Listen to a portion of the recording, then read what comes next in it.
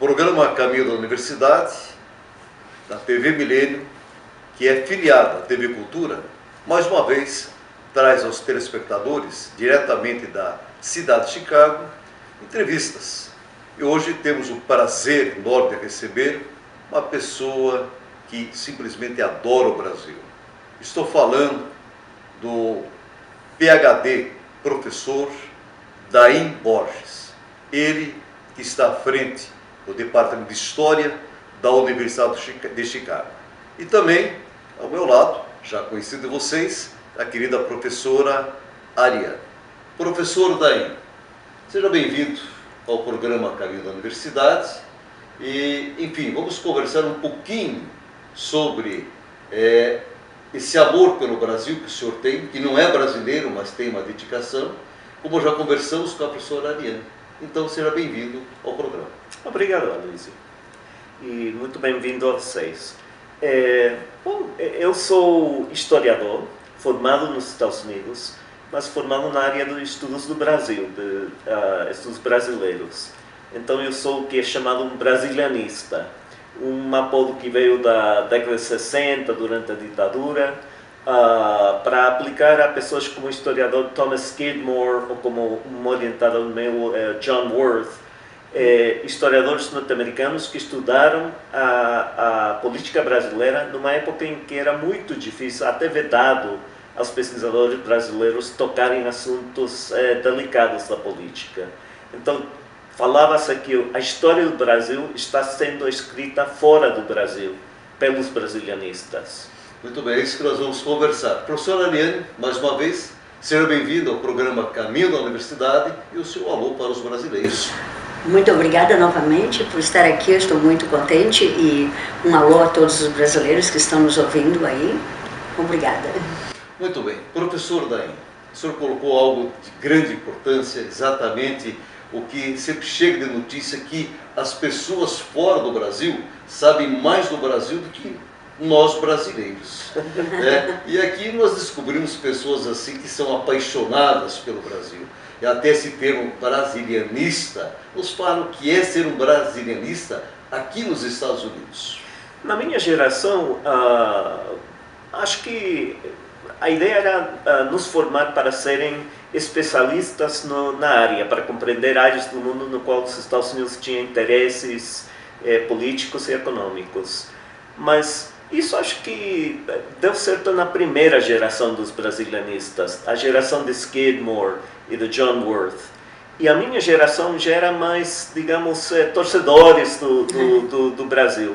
E teve assim uma virada culturalista, com grande interesse nos problemas sociais, políticos, mas sem aquela sensação de que o único necessário, o único interessante era a política do Brasil.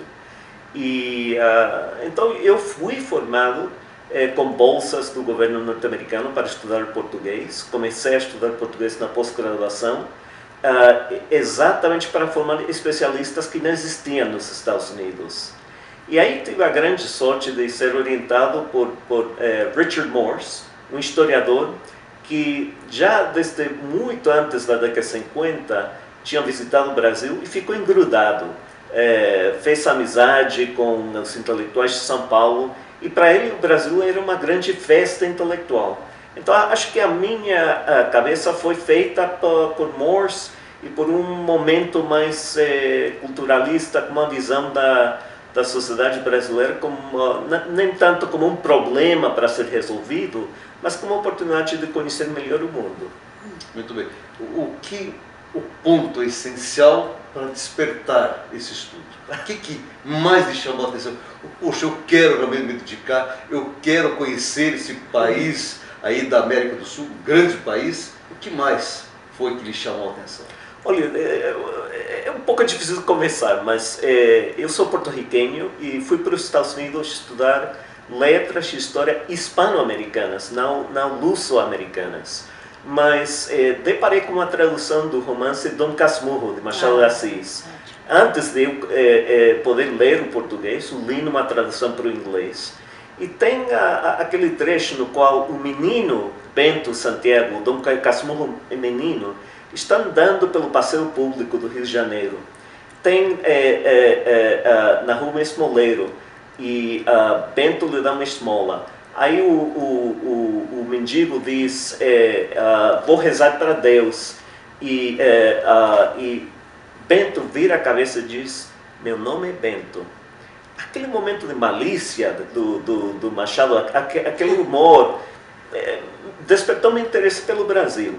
Porque assim, não existe aquele toque de humor e malícia na literatura hispano-americana do século XIX.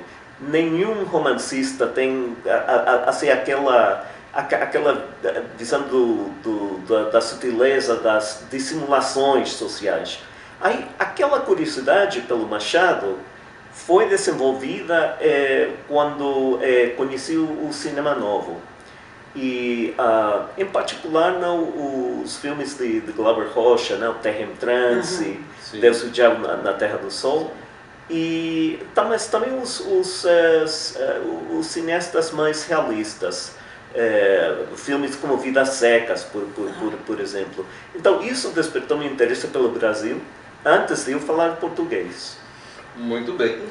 Professora Ariane, né? Nossa gauchinha lá do Rio Grande do Sul, aqui exatamente em Chicago, conheceu o professor Daim há muito tempo? Acho que faz uns 8, 10 anos, né, professor Sim, Daim? Através do Consulado Brasileiro, que às vezes temos algumas exceções, algumas coisas que o Consul oferece, e também outros programas brasileiros aqui, sempre nos encontramos aqui e ali. Ok. Professor Borges, a Universidade de Chicago, considerada uma das melhores dos Estados Unidos e do mundo, ela foi premiada 89 vezes com prêmios Nobel. Como é trabalhar numa universidade tão importante, quer dizer, tem que estar extremamente preparado, e essa abertura que o senhor dá junto à universidade para a mostra que é criada pela Ariane, que é diretora e fundadora. Bom, Alicia, eu adoro a Universidade de Chicago, né? É dos lugares mais privilegiados para o debate na academia norte-americana, onde, há sempre assim um simpósio perpétuo. É por isso que eu fui para lá, para participar daqueles debates. E a inclusão da mostra de filmes documentais brasileiros achei muito importante para entablar diálogo com o que está sendo produzido no Brasil atualmente, mas também porque temos um bocado de alunos da graduação que estão aprendendo português e querem experimentar a cultura brasileira através do filme, através da música, através das letras. E a mostra foi para nós uma grande oportunidade. Obrigada, professor Daim. Eu considero realmente para nós um privilégio trazer a mostra à Universidade de Chicago. Claro que estamos trazendo as maiores universidades de Chicago, todas elas participam, mas eu acho que a importância de trazer a mostra é justamente esta, de trazer a mostra com os temas que nós trazemos, temas de cultura, temas de música, temas da política, temas da história, esses temas que eu acho importantíssimo debater, e principalmente numa universidade que tem os estudantes, como o senhor disse, que estão interessados no Brasil e querem aprender mais sobre a nossa cultura.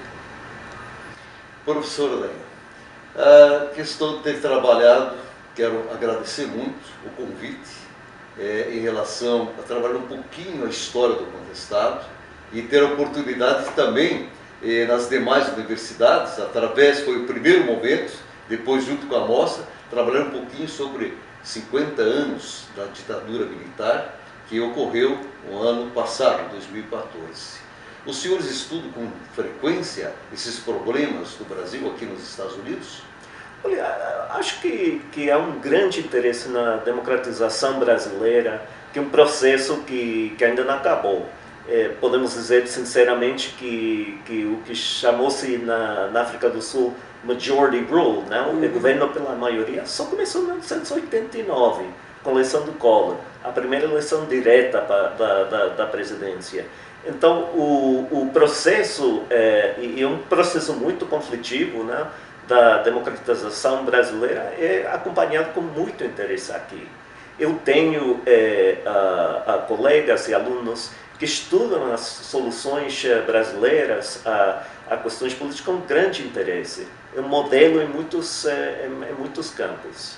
Às vezes parece que estudamos mais aqui nos Estados Unidos e nos interessamos mais pelo que se passa no Brasil do que justamente no Brasil, eu acho. Então, professora Helena, é isso que eu já havia colocado naquele questionamento, né? E é esse exatamente o pensamento no Brasil.